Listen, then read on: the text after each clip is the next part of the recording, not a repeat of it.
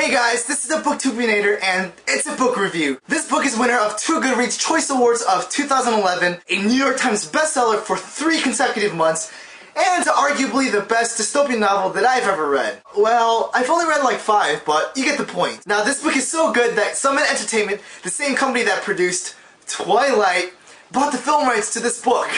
But don't let that fool you. Here's my review of Divergent by Veronica Roth.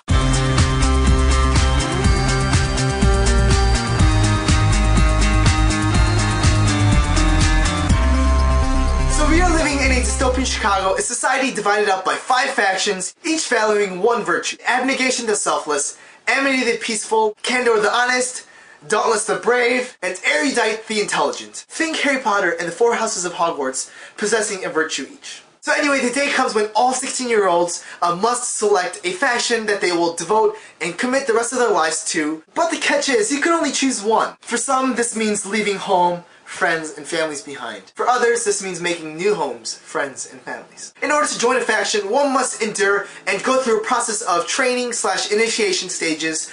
In other words, it's a competition. This is a story of survival of the fittest. And so here are a few things that really stood out to me. I completely fell in love with the voice and the style of writing. Veronica Roth is just such an amazing storyteller, and Beatrice's voice, the main character, really won my heart instantly. If you're an aspiring young adult author, you should seriously consider reading this book and rereading it and rereading it and rereading it and until you realize how beautiful this writing really is. You know, it's kind of like poetry.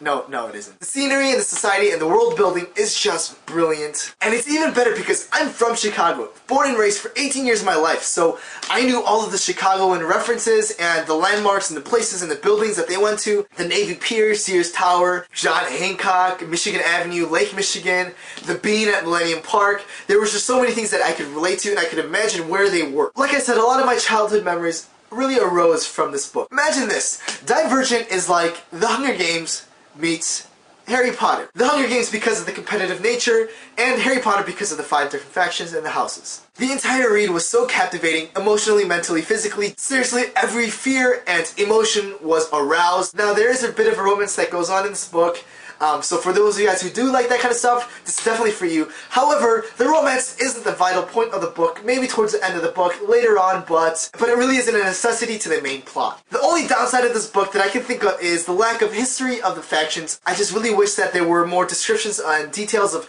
how their society came to be, and how the factions came to be, and how the factions were split up, and how the society split up. And I challenge you to try to approach this book with a certain goal in mind, whether that's, learning more of the character development, character relationships, dialogue, theme, world building, setting building, plot building, the voice of the characters. Just try to look out for that kind of stuff. Definitely, I give this a 5 out of 5, 10 out of 10.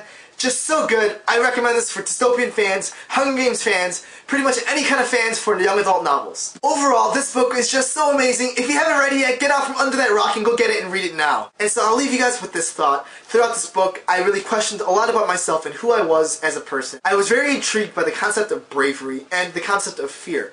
What exactly is fear, and what exactly does bravery mean? If fear really exists, how can one overcome those fears? Can selflessness overlap and reflect any of the other virtues that this book mentioned? Last but not least, does the true nature of our character really shine and come out when faced with difficult, life-threatening situations? So having said, if you read this book and you read The Hunger Games, let me know which one you liked better. A lot of people seem to be comparing the 2 books. I personally liked Divergent better, and I'll probably get some hate for this, but, I just thought that this book was a lot more developed, and just, honestly, to me, it was just a better story. And so I'd really love to hear what you thought about this book. Or if you haven't read it, let me know some other good dystopian novel book that you know of, and I'll definitely check and read and do a review on it as well. Thanks for watching, guys, and I'll see you guys all next time.